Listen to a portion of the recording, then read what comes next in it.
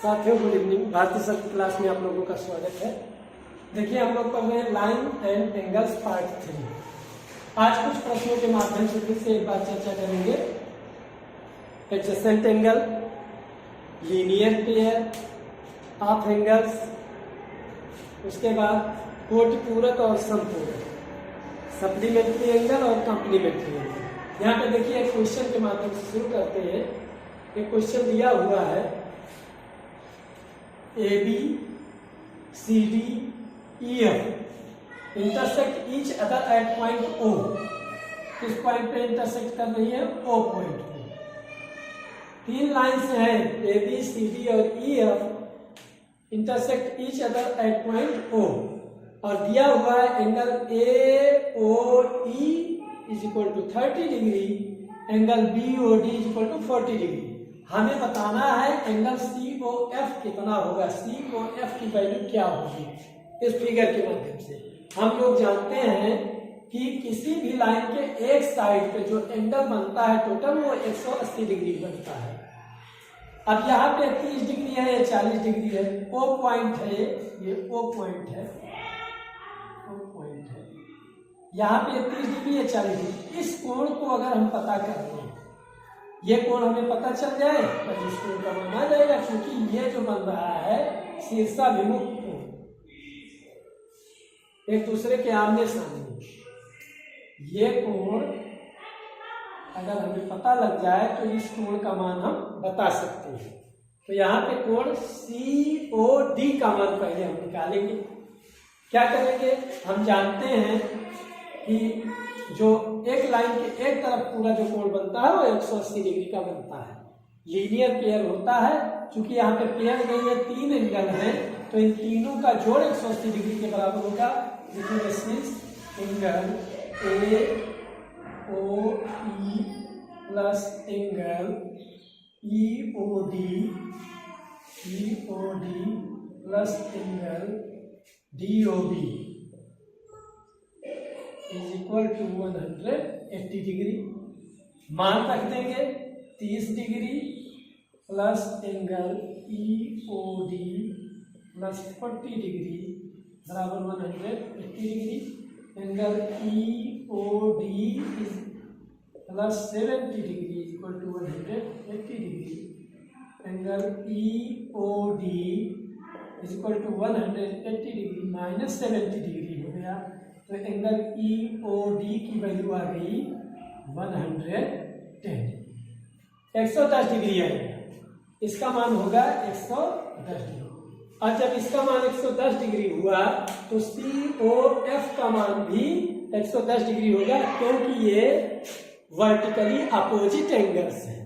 Vertically opposite angles जो होते हैं वो बराबर होते हैं। सिंस लिखेंगे, लगा देते angle EOD is equal to angle COF। क्यों? ये शीर्षाभिमुख कोण है या वर्टिकली अपोजिट?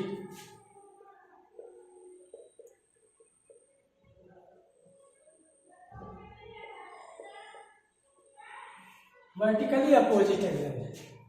तो COD का मान 110 डिग्री है, therefore EOD का मान 110 डिग्री, therefore angle COF is equal to कितना होगा?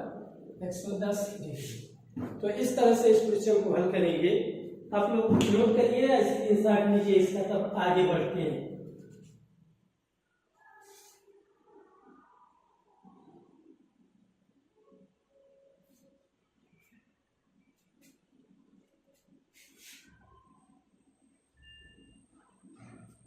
डबल वाली हम कर लीजिए,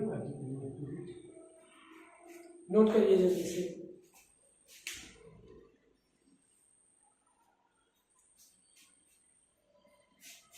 मिटाएं।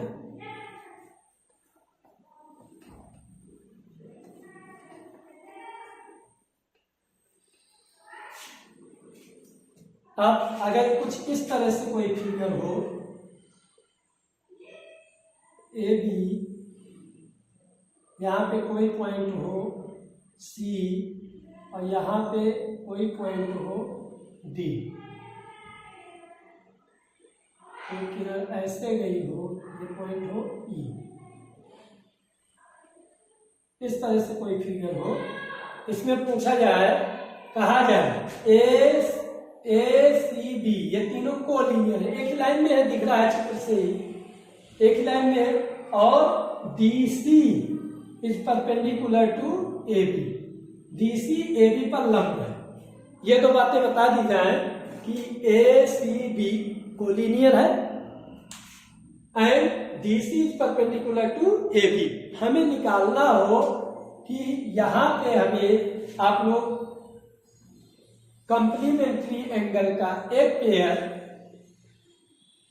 Find a pair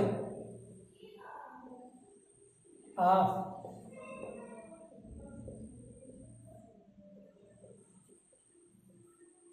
complementary angle, complementary angle का एक पेयर और दूसरा का है दो pair supplementary angle, two pair supplementary angle.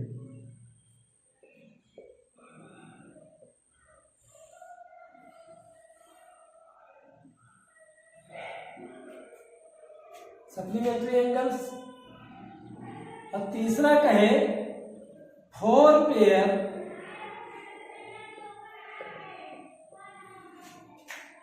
Adjacent angle.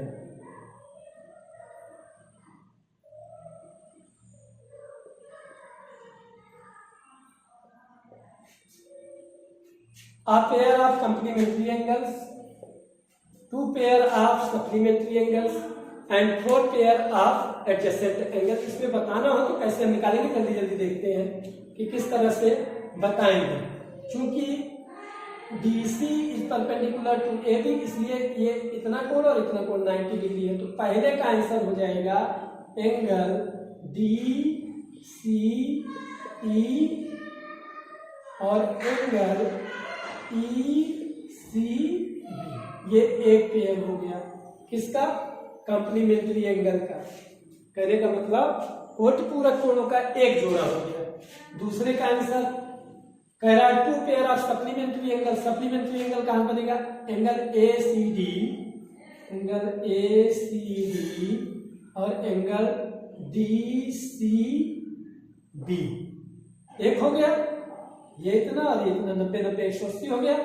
दूसरा पेयर क्या बनेगा, एंगल नीचे लिख देते हैं, एंगल ACE और एंगल ECB, एंगल ECB। ये दो पेयर हो गए किसके, संपूरक कोण के, सप्लीमेंट्री एंगल। कह रहा four pair of adjacent angle, तीसरा नंबर, चार पेयर, ये एक पेयर हो गया और ये फर्स्ट और ये सेकेंड, दो पेयर हो गया सप्लीमेंट्री एंगल का। अब फोर पेयर एडजेसेंट एंगल के हमें बताने हैं, तो थर्ड नंबर करके लिखेंगे फोर पेयर करेंगे, मतलब AC angle ACD angle DCE एक पेयर, दूसरा एंगल DCE एंगल ECB, ये दूसरा पेयर हो गया। तीसरा पेयर इधर लिखते हैं ACD DCE फिर DCE ECB, दो पेयर हो गए। तीसरा पेयर होगा एंगल ACD और एंगल DCB, पूरा एंगल ACD और एंगल DCB, वही जो सप्लीमेंट्री एंगल का एक पेयर था। दूसरा होगा एंगल ACE और एंगल ECB, सप्लीमेंट्री एंगल ही एंगल ACE और एंगल ECB, ये फोर पेयर हो गए एडजेसेंट एंगल। तो इस फिगर में हमने कोटि पूरक कोण का एक जोड़ा, समपूरक कोण के दो पेयर और आसन्न कोण के तीन पेयर ज्ञात किए। इसको जरा नोट करिए, स्क्रीनशॉट लीजिए, तब आगे बढ़े। साथियों एक फिगर और है आप लोगों के सामने, जरा देखिए। Find the value of x, जहां पे AOB एक लाइन है, इस पर 4x एक एंगल बन रहा है, एक 6x एंगल बन रहा है। AOB या स्ट्रेट लाइन। तो find the value of x, x की वैल्यू हमें निकालना है। हम जानते हैं यहाँ पे लीनियर पेयर बन रहा है 4x और 6x, since angle AOC plus angle BOC is equal to 180 degree. ये क्या है? Linear pair of angles.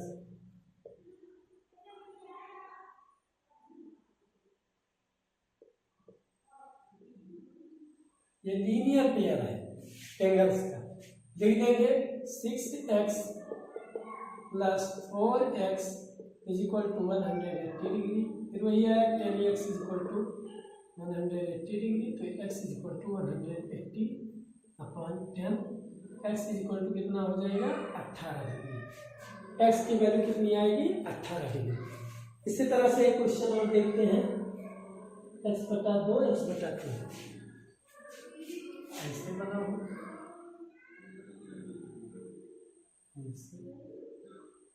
x/2 और x/3। इसको आप लोग करिएगा AOB। बिल्कुल वही क्वेश्चन है, सेम टाइप का। इसको आप लोग करने का प्रयास करिएगा। x/2 और plus x/3 is equal to 180 degree. x/2 और x/3 को जोड़िएगा, 6 LCM आएगा, 3 दूना 6, 2 3 6, 5x upon 6 is equal to 180 degree. और उसके बाद x की वैल्यू निकालिएगा। इसको जरा नोट करिए जल्दी से, तो आगे कुछ और का क्वेश्चन कराते हैं, तो आगे बढ़ते हैं। साथियों देखिए एक फिगर और बना हुआ है, वही लीनियर पेयर पे ही। Find the value of A if ABCD intersect each other at point O। ये कोई O पॉइंट है, AB और CD एक दूसरे को प्रतिच्छेदित कर रही है। एंगल AOC बराबर 145 डिग्री। तो एंगल A का मान ज्ञात करना है। A बराबर कितना होगा? जानते हैं, since angle AOC plus angle BOC बराबर 180 डिग्री। क्या है? Linear pair, linear pair of angles. AOC का मान है 145 degree plus angle BOC A दिया है तो A के रूप में लिखेंगे, प्लस बराबर 180 डिग्री। A बराबर हो जाएगा 180 डिग्री माइनस 145 डिग्री। A बराबर हो जाएगा 10 में से 5 गए 5, 7 में से 4 गए 3, कितना आ गया? 35 डिग्री। A का मान आएगा 35 डिग्री। तो इस तरह से 3-4 प्रश्नों को हमने लगाया। अब ज्यादातर यही है। अब यहाँ पे वर्टिकली अपोजिट भी आ सकता है। वर्टिकली अपोजिट एंगल बन रहा है, ये वाला और ये वाला वर्टिकली अपोजिट है, ये और ये वाला वर्टिकली अपोजिट है। लेकिन यहाँ पे लीनियर पेयर से ही हम इस सवाल को लगा पाएंगे, क्योंकि एक एंगल दिया है, दूसरा ज्ञात करना है। साथियों थोड़ा इसको देख लेते हैं, वर्टिकली अपोजिट या शीर्षाभिमुख कोण। वर्टिकली अपोजिट एंगल या शीर्षाभिमुख कोण ये बना हुआ है। ये एंगल इसके और ये वाला इसके।